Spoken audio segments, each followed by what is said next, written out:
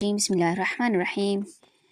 رب اشرح لي صدري ويسر لي أمري واحلل عقدة من لساني يفقهوا قولي واجعل لي وزيرا من أهلي ربنا زدنا علما اللهم فقهنا في الدين ربي يسر ولا تعسر وتمم بالخير وبك نستعين اللهم بارك لنا في اوقاتنا آمین یا رب العالمین۔ سورہ نور کی آیت نمبر 21 سے آج ہمارا لیسن ہے، ٹھیک ہے؟ پوائنٹس اچھے سے نوٹ کیا کریں، اوکے؟ اور کوئی بھی کوشچن ہو تو کلاس کے لاسٹ پہ آپ لوگوں نے پوچھنا ہے، ٹھیک ہے؟ جب آپ مڈ میں پوچھتے ہیں نا تو پھر ایسے ٹائم بہت ویسٹ ہوتا ہے ہمارا، تو پھر جو لیسن ہمارا آتا ہے وہ کمپلیٹ نہیں ہو پاتا، اوکے؟ جی، سورہ نور کی آیت نمبر 21۔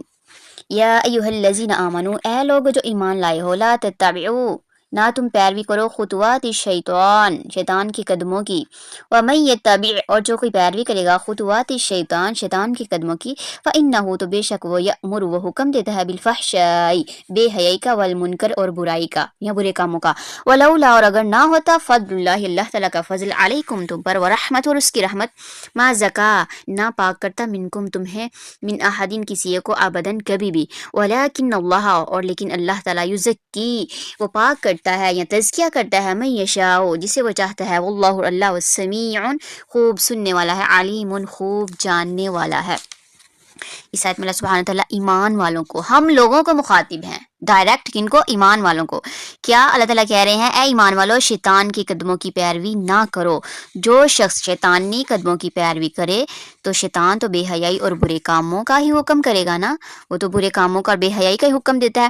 اور اگر اللہ تعالیٰ کا فضل و کرم تم پر نہ ہوتا تو تم میں سے کوئی بھی کبھی بھی پاک صاف نہ ہوتا، لیکن اللہ تعالیٰ جسے پاک کرنا چاہے کر دیتا ہے، اور اللہ سب سننے والا اور سب جاننے والا ہے۔ اب دیکھیے اس آیت میں اس مقام پر شیطان کی پیروی سے ممانعت کے بعد یہ فرمانا کہ اگر اللہ کا فضل اور اس کی رحمت نہ ہوتی تو تم میں سے کوئی بھی پاک صاف نہ ہوتا۔ اس سے یہ مقصد معلوم ہوتا ہے کہ جو لوگ، جو پیچھے ہم نے واقعہ افک پڑھا ہے نا، حضرت عائشہ پہ جو بہتان لگایا تھا، واقعہ افک سارا میں نے آپ لوگوں کو کمپلیٹ بتایا تھا، اس میں جو بھی لوگ ملوث ہوئے تھے نا، ملوث ہونے سے بچ گئے، یہ محض اللہ کا فضل و کرم ہے، ٹھیک ہے؟ مطلب جو لوگ اندر ملوث نہیں ہوئے واقعہ افک میں، اس سے بچ گئے، تو یہ محض اللہ کا فضل و کرم ہے جو ان پر ہوا، ورنہ وہ بھی اسی روح میں بہہ جاتے، جس میں بعض مسلمان بہہ گئے تھے، جیسے ام مستح اور حمنہ بنت جہش اور پھر حسان بن ثابت، میں نے آپ لوگوں کو بتایا تھے نا نام۔ تو اس لیے شیطان کے داؤ اور فریب سے بچنے کے لیے ایک تو ہر وقت اللہ سے مدد طلب کرتے رہیں اور اس کی طرف رجوع کرتے رہیں، اور دوسرا جو لوگ اپنے نفس کی کمزوری سے شیطان کے فریب کا شکار ہو گئے ہیں ان کو زیادہ ہدف ملامت مت بناؤ، یعنی اگر جن سے غلطی ہو گئی ہے، جو ملوث ہو گئے تھے بہتان لگانے والوں میں، تو اب یہ ہے کہ ان کو زیادہ ملامت نہ کی جائے نا، بلکہ خیر خواہ طریقے سے ان کی اصلاح کی کوشش کرو۔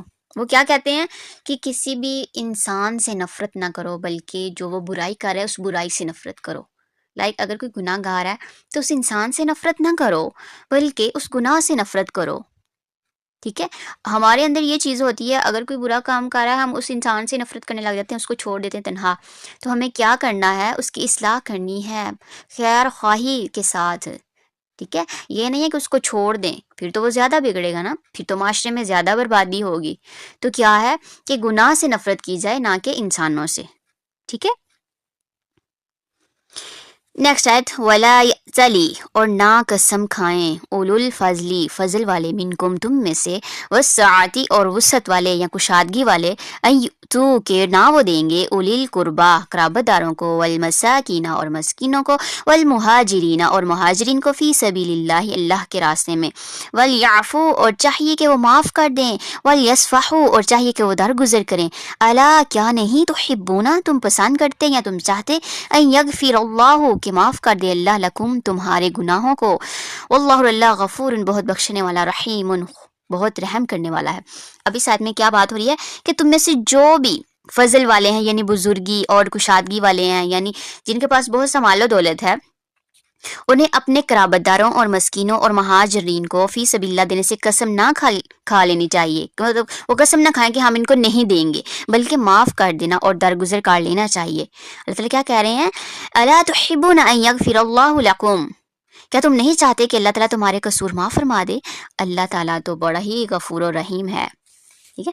اب دیکھیے اس آیت کے پیچھے ایک واقعہ ہے، کیا واقعہ ہے؟ وہی جو مستہ مستہ جو تھے یہ مسلمان ہی تھے نا، یہ بھی اس میں ملوث تھے نا بہتان لگانے میں، جو واقعہ افک میں ملوث ہو گئے تھے تو فقراء مہاجرین میں سے تھے، مطلب یہ ہجرت کر کے بھی آئے تھے اور پھر یہ حضرت ابوبکر صدیق کے خالہ زاد بھی تھے، یعنی رشتے میں خالہ زاد بھی تھے، اسی لیے ابوبکر رضی اللہ عنہ ان کے کفیل اور معاش کے ذمہ دار تھے، یعنی ان کو جو تھے نا وہ راشن وغیرہ اور ان کی ہیلپ وغیرہ کرتے تھے۔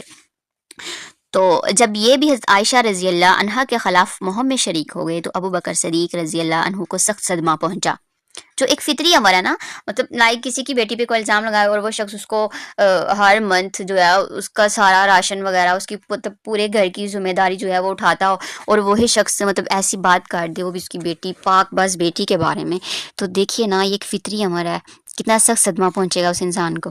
تو پھر کیا ہوا تھا، نزول برات کے بعد غصے میں انہوں نے قسم کھا لی، جب حضرت عائشہ کی برات نازل ہو گئی نا، اللہ تعالیٰ نے برات نازل کر دی، تو حضرت ابوبکر صدیق نے قسم کھا لی تھی کہ وہ آئندہ مستہ کو کوئی فائدہ نہیں پہنچائیں گے۔ تو ابوبکر صدیق کی یہ قسم جو اگرچہ انسانی فطرت کے مطابق ہی تھی، تاہم مقام صدیقیت اس سے بلند تر کردار کا متقاضی تھا، مطلب کہ حضرت ابوبکر صدیق کا جو کردار تھا نا وہ بہت بلند تھا، تو اللہ تعالیٰ کو پسند نہیں آئی یہ بات، اور یہ آیت نازل فرمائی، کون سی آیت؟ وَلَا يَأْتَلِ أُولُو الْفَضْلِ مِنْكُمْ وَالسَّعَةِ أَنْ يُؤْتُوا أُولِي الْقُرْبَى وَالْمَسَاكِينَ وَالْمُهَاجِرِينَ فِي سَبِيلِ اللَّهِ وَلْيَعْفُوا وَلْيَصْفَحُوا وَلَا تُحِبُّونَ أَنْ يَغْفِرَ اللَّهُ لَكُمْ وَاللَّهُ غَفُورٌ رَحِيمٌ۔ تو اللہ تعالیٰ نے یہ آیت فوری نازل فرمائی، ٹھیک ہے، جس میں بڑے پیار سے اللہ نے ان مطلب حضرت بکر صدیق کو جو ہے نا وہ متنبع کیا، مطلب یعنی خبردار کیا کہ تم سے بھی تو غلطیاں ہوتی رہتی ہیں اور تم یہ چاہتے ہو کہ اللہ تعالیٰ تمہاری غلطیاں معاف فرماتا رہے، تو پھر تم بھی دوسروں کے ساتھ اسی طرح معافی اور درگزر کا معاملہ کیوں نہیں کرتے؟ کیا تم پسند نہیں کرتے کہ اللہ تعالیٰ تمہاری غلطیاں معاف فرما دے؟ یہ انداز بیان اتنا مؤثر تھا، یعنی اتنا افیکٹ ہوا کہ اسے سنتے ہی ابوبکر صدیق رضی اللہ عنہ بے ساختہ پکار اٹھے، کیوں نہیں اے ہمارے رب، ہم ضرور یہ چاہتے ہیں کہ تو ہمیں معاف فرما دے۔ اس کے بعد انہوں نے اپنی قسم کا کفارہ ادا کر کے مستہ کی مالی سرپرستی پھر شروع کر دی، ٹھیک ہے۔ تو اب دیکھیں اس میں ہمارے لیے کیا سبق ہے۔ اب مطلب دیکھیں انسانوں میں اختلاف ہوتے رہتے ہیں، میاں بیوی میں، پھر مطلب رشتوں میں ہوتے رہتے ہیں، تو اس کا ہرگز یہ مطلب نہیں ہے کہ ہم رشتہ داریاں ہی توڑ دیں، بلکہ درگزر اگر کوئی معافی مانگ لیتا ہے آپ سے، ٹھیک ہے، تو پھر درگزر کرنا چاہیے، اپنے دلوں کو صاف کر لینا چاہیے۔ اس کا یہ مطلب نہیں ہے کہ دلوں میں ہم ہمیشہ قدورتیں بٹھا کے رکھیں اور بالکل مرنا جینا ختم کر دیں۔ تو حدیث میں بھی آتا ہے جو قطع تلخی کرتا ہے تو اس پہ جنت جو ہے وہ حرام ہو جاتی ہے، وہ جنت میں نہیں جائے گا۔ تو ٹھیک ہے، اگر آپ لوگ چاہتے ہیں کہ اللہ تعالیٰ ہمیں معاف کر دے، ہمارے گناہوں کو معاف کر دے، دیکھیں ہر انسان خطا کا پتلا ہے نا، ہر انسان سے کمیاں کوتاہیاں ہوتی ہیں، تو ایسا نہیں ہے کہ ہم دوسروں کی کمی کوتاہی کو سامنے رکھ کے تو ہم کبھی بھی اس کو معاف نہ کریں اور ہمیشہ کے لیے اس سے جو ہے نا وہ رشتہ ہی ختم کر دیں۔ تو اللہ تعالیٰ کیا کہہ رہے ہیں، وَلْيَعْفُوا وَلْيَصْفَحُوا، اور چاہیے کہ وہ معاف کر دیں اور درگزر کر دیں۔ اب یہ کیا ہوتا ہے درگزر کرنا، معاف کرنا، یہ ہے کہ کسی قسم کی شکایت بھی نہ لے کے آئیں، وَلْيَصْفَحُوا، درگزر کریں، یعنی اپنے دل سے بھی یہ بات نکال دیں، جو پیچھے ہو چکا ہے نا اپنے دلوں سے بھی یہ بات نکال دیں۔ اَلَا تُحِبُّونَ أَن يَغْفِرَ اللَّهُ لَكُمْ، کیا تم یہ چیز پسند نہیں کرتے؟ کیا تم نہیں چاہتے کہ اللہ تعالیٰ تمہارے گناہوں کو معاف کرے؟ تو پھر تمہیں بھی چاہیے نا تم دوسروں کے گناہوں کو معاف کرو۔ نیکسٹ آیت، ان الذین، بے شک وہ لوگ جو یرمونا تہمت لگاتے ہیں، المحصنات پاک دامن عورتوں پر، الغافلات اور بھولی بالی، المؤمنات اور جو مومن ہیں، لعنوا لعنت کیے گئے ہیں یا ملعون ہیں وہ، فی دنیا میں، والآخرۃ اور آخرت میں، ولہم اور ان کے لیے عذاب عظیم بہت بڑا۔ جو لوگ پاک دامن بھولی بالی با ایمان عورتوں پر تہمت لگاتے ہیں وہ دنیا اور آخرت میں ملعون ہیں، یعنی لعنت کیے گئے ہیں اور ان کے لیے بڑا بھاری عذاب ہے۔ اب بعض مفسرین نے اس آیت کو عائشہ رضی اللہ عنہ اور دیگر ازواج مطہرات رضی اللہ عنہن کے ساتھ خاص قرار دیا ہے۔ اچھا، اس آیت میں بطور خاص ان پر تہمت لگانے کی سزا بیان کی گئی ہے، اور وہ یہ ہے کہ ان کے لیے توبہ نہیں ہے، لعنوا فی الدنیا والآخرہ، کہ وہ لعنت کیے گئے ہیں دنیا میں بھی اور آخرت میں بھی، وَلَهُمْ عَذَابٌ عَظِيمٌ، اور ان کے لیے بہت بڑا عذاب ہے۔ اور بعض مفسرین نے اسے عام ہی رکھا ہے، ٹھیک ہے، کیا ہے کہ اس میں وہی حد قذف بیان کی گئی ہے، پیچھے ہم لوگ پڑھ چکے ہیں نا حد قذف، کسی پر اگر کوئی بہتان لگاتا ہے تو پھر اس کو 80 کوڑے لگائے جائیں گے، جو پہلے گزر چکی ہے نا۔ اگر تہمت لگانے والا مسلمان ہے تو لعنت کا مطلب ہوگا کہ وہ قابل حد ہے، یعنی جب اس پہ حد لگ جائے گی، اس کو سزا مل جائے گی تو وہ پاک ہو گیا، وہ توبہ کر لیتا ہے، ٹھیک ہے۔ پھر اس کا مطلب یہ نہیں ہے کہ پھر بھی اس سے نفرت کی جائے، ایسا نہیں ہے، ٹھیک ہے۔ اگر وہ توبہ کر لیتا ہے اور اس کو سزا بھی مل جاتی ہے، قابل حد ہے۔ لعنت کا یہاں مسلمان کے لیے جو لعنت کا مطلب ہے وہ یہ ہے قابل حد ہے، یعنی اس پہ حد لگائی جائے گی جو اللہ تعالیٰ نے بتائی ہے۔ اور اگر کافر ہے تو پھر مفہوم واضح ہے کہ وہ دنیا اور آخرت میں ملعون یعنی لعنت کیے گئے ہیں، یعنی اللہ تعالیٰ کی رحمت سے محروم ہیں. ٹھیک ہے. اب نیکسٹ آئے دیکھیے، یوم تشہد، جس دن گواہی دیں گے، علیہم ان پر، ان لوگوں پر، کن لوگوں پر، مطلب پیچھے ان کی بات ہو رہی ہے جو تہمت لگاتے ہیں. السنتہم، ان کی زبانیں، و ایدیہم، اور ان کے ہاتھ، و ارجلہم، اور ان کے پاؤں، بما، بوجہ اس کے کانوں تھے، وہ یعملون، وہ عمل کرتے. یوم تشہد علیہم السنتہم و ایدیہم و ارجلہم بما کانوا یعملون.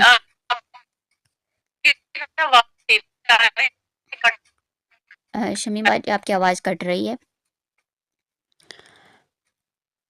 اب اس آیت میں اللہ سبحانہ تعالیٰ کیا کریں، آیت نمبر 24 میں، جبکہ ان کے مقابلے میں ان کی زبانیں، ان کے ہاتھ پاؤں، ان کے اعمال کی گواہی دیں گے. مطلب وہ دیکھیے نا، اللہ تعالیٰ اس آیت میں کیا کہہ رہے ہیں کہ جبکہ ان کے مقابلے میں ان کی زبانیں اور ان کے ہاتھ پاؤں، ان کے اعمال کی گواہی دیں گے. اب جیسا کہ قرآن کریم میں بہت سے مقامات پر اور احادیث میں بھی یہ ہمیں بات ملتی ہے کہ قیامت والے دن جو ہے وہ زبان پہ مہر لگا دی جائے گی، تو مطلب کہ منہ بند کر دیا جائے گا، اور جسم کے تمام جو اعضاء ہیں، پارٹس آف باڈی، وہ تمام جو ہیں وہ گواہی دیں گے. ٹھیک ہے، ہر بات کی، ہاتھوں سے کیا کیا، آنکھوں سے کیا کیا، زبان سے کیا کیا، قدم کس گناہ کی طرف کیے. ٹھیک ہے، ہر چیز گواہی دے گی. یومئذ یوفیہم اللہ دینہم الحق، جس دن اللہ تعالیٰ پورا پورا بدلہ دیں گے انہیں، حق، سچ، یعنی عدل و انصاف کے ساتھ. وَيَعْلَمُونَ، اور وہ جانتا ہے، ان اللہ، بے شک اللہ تعالیٰ، هو الحق، وہی حق ہے، وہی سچا، المبین، واضح ظاہر کرنے والا ہے. یعنی وہ لوگ جان لیں گے کہ اللہ تعالیٰ ہی حق اور وہی ظاہر کرنے والا ہے. یعنی پھر یہ جو لوگ تہمت لگاتے ہیں، جو بھی برے اعمال کرتے ہیں، فحاشی پھیلاتے ہیں، تو قیامت والے دن ان کو مطلب ان کے اعمال کا پورا پورا بدلہ حق اور انصاف کے ساتھ دیا جائے گا، اور وہ جان لیں گے کہ اللہ تعالیٰ ہی حق ہے اور وہی ظاہر کرنے والا ہے. نیکسٹ آیت، الخبیثات للخبیثین، خبیث عورتیں، للخبیثین، خبیث مردوں کے لیے ہے. اچھا یہاں پہ یاد رکھیے گا، ایک چیز نوٹ کر لیجیے، الخبیثات، یہاں پہ تا جدھر بھی آئے گی وہ عورت کے لیے ہی یوز ہوگا. ٹھیک ہے، یعنی فیمیل کے لیے، یہ تاکہ آپ لوگوں کو آسانی ہو ترجمہ پڑھنے میں. الخبیثات، خبیث عورتیں، للخبیثین، خبیث مردوں کے لیے ہے، والخبیثون، اور خبیث مرد، للخبیثات، خبیث عورتوں کے لیے ہے، والطیبات، اور پاکیزہ عورتیں، للطیبین، پاکیزہ مردوں کے لیے ہے، والطیبون، اور پاکیزہ مرد، للطیبات، پاکیزہ عورتوں کے لیے. اولئک، یہی لوگ یا وہی لوگ، مبرؤون، بری الذمہ ہے، مما، اس سے جو یقولون وہ کہتے ہیں، لہم ان کے لیے، مغفرتن، مغفرت ہے، بخشش ہے، ورزق، اور رزق ہے، کریم، کریم، عمدہ. اب اس آدمی میں کیا بات ہو رہی ہے، خبیث عورتیں خبیث مردوں کے لائق ہیں، اور خبیث مرد خبیث عورتوں کے لائق ہیں، اور پاک عورتیں پاک مردوں کے لائق ہیں، اور پاک مرد پاک عورتوں کے لائق ہیں. ایسے پاک لوگوں کے متعلق جو کچھ بکواس اس بہتان باز، مطلب یہ بہتان باز لوگ کر رہے ہیں نا، وہ ان سے بالکل بری الذمہ ہیں. یعنی جو پاک لوگ ہیں وہ بری الذمہ ہیں اس چیز سے جو ناپاک لوگ باتیں کر رہے ہیں. ان کے لیے بخشش ہے اور عزت والی روزی ہے. کن کے لیے بخشش اور عزت والی روزی ہے؟ یہ جو پاک مرد اور پاک عورتیں ہیں. اچھا، ان کے لیے بخشش اور عزت والی روزی ہے، اس سے مراد کیا ہے؟ اس سے مراد ہے جنت کی روزی، اور اہل ایمان کو نصیب ہوگی جو. ٹھیک ہے، اب دیکھیے، الخبیثات للخبیثین، اس کا ایک مفہوم تو یہی بیان کیا گیا ہے جو ترجمے سے واضح ہے ہمیں. ٹھیک ہے، آیت میں بالکل واضح ہے، خبیث عورتیں خبیث مردوں کے لائق ہیں، اور خبیث مرد خبیث عورتوں کے، اور پاک عورتیں پاک مردوں کے لائق ہیں، پاک مرد پاک عورتوں کے لائق ہیں. ٹھیک ہے، تو اس صورت میں الزانی لا ینکح الا زانیۃ کے ہم منع آیت ہوگی، پیچھے ہم لوگ یاد پڑھ چکے ہیں نا، الزانی لا ینکح الا زان، کے زانی جو ہے وہ زانی مرد نکاح نہیں کر سکتا، بس کس سے کرے گا؟ زانیہ سے. تو اور خبیثات، اور خبیثون سے زانی مرد عورت، اور طیبات، اور طیبون سے مراد پاک دامن عورت اور پاک دامن مرد ہوں گے. اور دوسرا معنی اس کے یہ ہے کہ ناپاک باتیں ناپاک مردوں کے لیے ہیں، اور ناپاک مرد ناپاک باتوں کے لیے ہیں، اور پاکیزہ باتیں پاکیزہ مردوں کے لیے، اور پاکیزہ مرد پاکیزہ باتوں کے لیے. اور مطلب یہ ہوگا کہ ناپاک باتیں وہی مرد و عورت کرتے ہیں جو ناپاک ہیں، اور پاکیزہ باتیں کرنا پاکیزہ مرد اور عورتوں کا شیوا ہے نا. مطلب کہ جو کوئی ناپاک ہوں گے وہی مطلب بری باتیں کریں گے نا، ناپاک گھٹیا ترین باتیں، اور جو کوئی پاک ہوں گے تو وہ اچھی باتیں کریں گے نا، عمدہ باتیں کریں گے. تو اس میں اشارہ ہے اس بات کی طرف کہ حضرت عائشہ رضی اللہ عنہا پر ناپاکی کا الزام عائد کرنے والے ناپاک، اور اس سے ان کی برات کرنے والے پاک ہیں. ٹھیک ہے، سمجھ آ گئی سب کو؟ جی الحمدللہ. جی میم. اوکے، میم برات جو ہے یہ جو نازل ہوئی تھی اس کا مطلب کیا ہے؟ یعنی صورت ہے یا برات کا مطلب ہوتا ہے کسی انسان کی مطلب کہ پاکی مطلب ظاہر ہو جانا کسی کے بارے میں کہ یہ مطلب جھوٹ کہہ رہے ہیں، یہ لوگ بہتان باندھ رہے ہیں. ٹھیک ہے، چلیں نیکسٹ بھی پڑھ لیں، کافی ہے اتنا؟ کافی ہے، چلیں ٹھیک ہے. کوئی کوشچن ہو آپ لوگوں کا تو آپ لوگ پوچھ سکتے ہیں.